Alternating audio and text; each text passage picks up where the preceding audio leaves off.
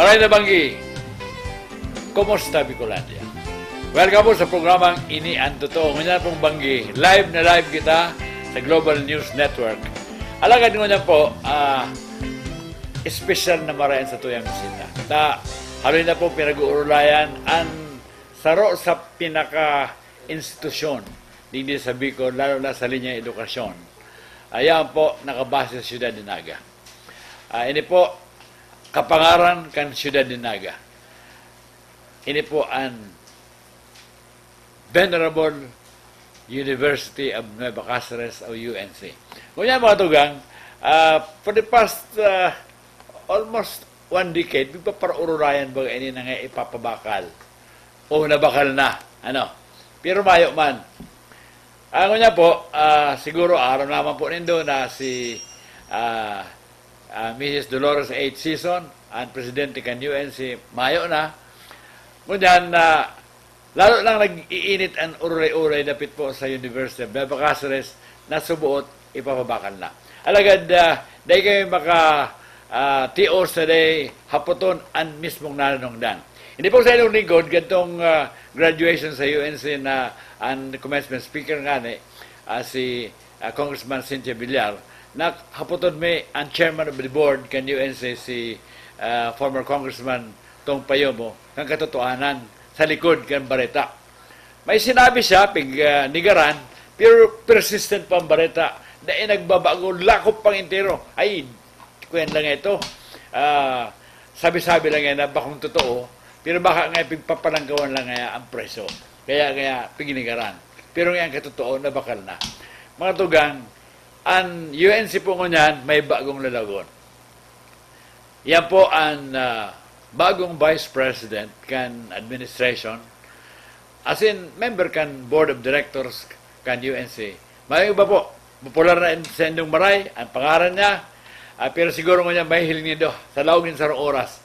Ang sayang lalagong kaulay ko po, si Jose Eduardo Bong Sison, Vice President for Administration kan UNC. Maray na Banggi, and magandang gabi. Kasi halo-halo pa kami, Bicol sa Katagalog, si Bong. Bong? Good evening, Ernie. Thank you for having me here to speak for UNC. And hopefully we can clear some matters today. Yan talaga ang hapot po. Ika na po talaga ang official spokesman ko na kan UNC. You're speaking for the board and for the university. Yes, I am speaking for the board and the University of Nueva Cáceres. Okay. Now, ano po talaga ang UNC ngunyan naman ngunyan? Sisain may sadiri, as in ano ang kabugtakan kan the great University of Nueva Cáceres, the first university, not only in the Bicol region, but in Southern Luzon. Alam mo, kadakol daw kaming nadadangog na ang UNC nabakal na, pinapabakal. The truth is, UNC is such a solid institution. May utang, it's making money, and it's very financially viable.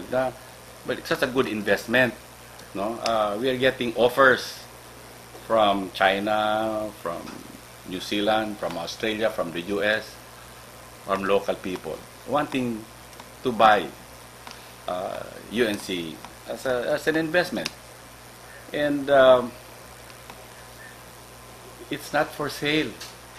Although, totoo yan po, na ang ibang stockholders gusto magpabakal kang shares. Tama, ang iba mapa-Amerika naman, ang iba mapa-Manila, iba-iba. And iba-iba ang needs ng stockholders. Ang iba nangangaipong kwarta. So, true, they want to sell some of the shares. Pero UNC itself is not for sale. In other words, po, ang UNC is still owned by the Hernandez Sison family. Yes. Okay. Now, sabi po iba na ang UNC ngayon. Panahon kaya, first sabi nga, First University in Southern Luzon, in Naga, in Bicol, ngayon kadakol na. Pati sa Erika, Duana, di sa Naga, kadakol na. Ano po ang stand kan UNC ngayon as, sabi nga ni, as a solid institution, solid dumanggar, as in, arrogant dati, ipo bagaan, sabi nga ni kan, nagtataunin buhay as in edukasyon sa mga Bicolano. We have very big plans for UNC. let me just enumerate. No? Yes, yes. One, di ba, we are going to construct the e-library starting in 1 week's time. This would be the most modern library in the entire Bicol, an e-library. We are going to go on web-based enrollment. In other words, ang parents can access the grades, kung magkano ang binayad nila, feedback kan teachers sa mga students, ang grades, through the web. So, maski nasa Insinda, they can monitor the progress of their children if they are enrolled in UNC. We also have distance learning. Ito may mga subjects na you don't have to come to UNC for classes like English and history. You can take it wherever you are. Kung yaw ka sa Siroma, you can take it there and just come here if you need help or to take the exams. Yan po mga bagong ano. And then, we are also having now a sports program that will be accredited by the Philippine Sports Commission and the Philippine Olympic Committee. And UNC will be the only university that has a accredited program like this. So we are so excited for UNC. There's so many things that's going to happen, and UNC will be different from the other schools here in Bicol. Okay. Tungkol na lang para sa pag-enroll. Di na pwedeng magdaya itong estudyante na puputikan si magurang. Enroll na po ngayon ko. Maarama kan magurang sa web. Yes. Kung di mo pala nag-enroll. Ang pinakamakonsilo sa marka. Ako nagpuputik na ako ngayon, top notch ito parang bagsak. Okay. At saka kung absent ang akin ninda, kung nagkahilang baga, they can get the lesson plan through the web. I see. And help the children, no? So it will be a very parent-friendly university. Lalo na itong comment, itong standing kan sa rong eskwela, sa mata kan teacher na mahiling niya sa web. Iya po, mahilig na po.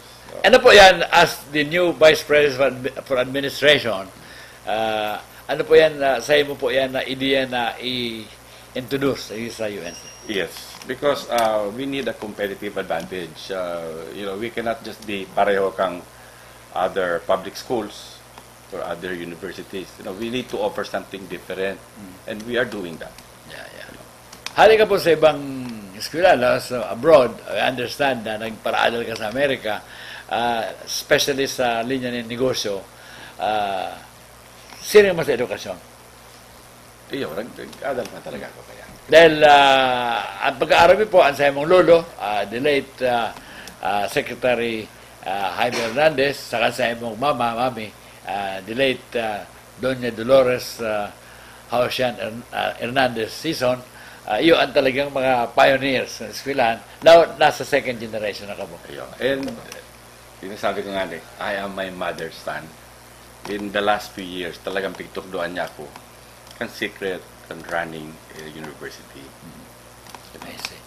So, sabi mo po ang mga ibang members kan board o ang ibang mga shareholders gusto na mag-abroad, pabakal na ang shares. Ano po ang plano kan? Kamo na lang mabakal o tagaluwas? Ang UNC has the first option to buy shares from the stockholders. Okay.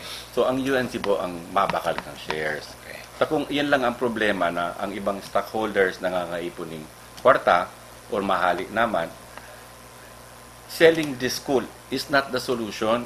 Diba? It's producing the money so we can buy the shares from our cousins.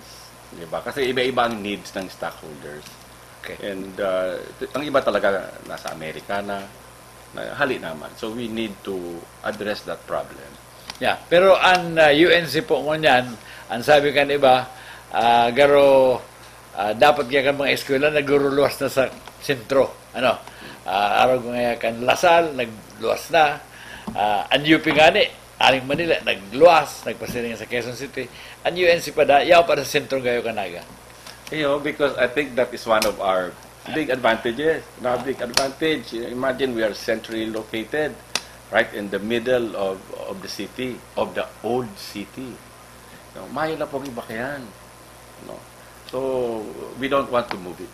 Okay. And if you see our campus, it's one of the most beautiful campus in the country. Even si Chris Aquino, when she came, sabi niya, wow, iba para itong UNC. So, we're not going to touch that. May po yung plano i-elevate yan. Tapos sabi, kung minsan floating university. Daina, itong the city, yung flood control nila, is going to pass through right our front gate. So, we're going to just link with that drainage system and get rid of most of the rainwater. But don't forget, maski sa all over the world, kung araw talaga kaya ng uran man, mabaha. Maski sa Venice. Maski sa atin. Pero po, dahil na makapinadala ka makahali, mas guston mo pa. O kan iba pang masunod sigurong makapadalagan ka ni UNC. Dahil ang kalli sa tubangan, Hernandez Avenue na, pangaraw na kan lulo mo. Dahil na talaga makahali. Mga tugang at yan, arawan ta. Sa'yo nagpuon ang UNC. Tano talaga kaigawa kapigapo na UNC spirit. Arawan ta po sa bagong leader, bagong lalawgon kan University of Batangas. Cáceres, pagkatapos lang, nagkakapirang pagkiramdam.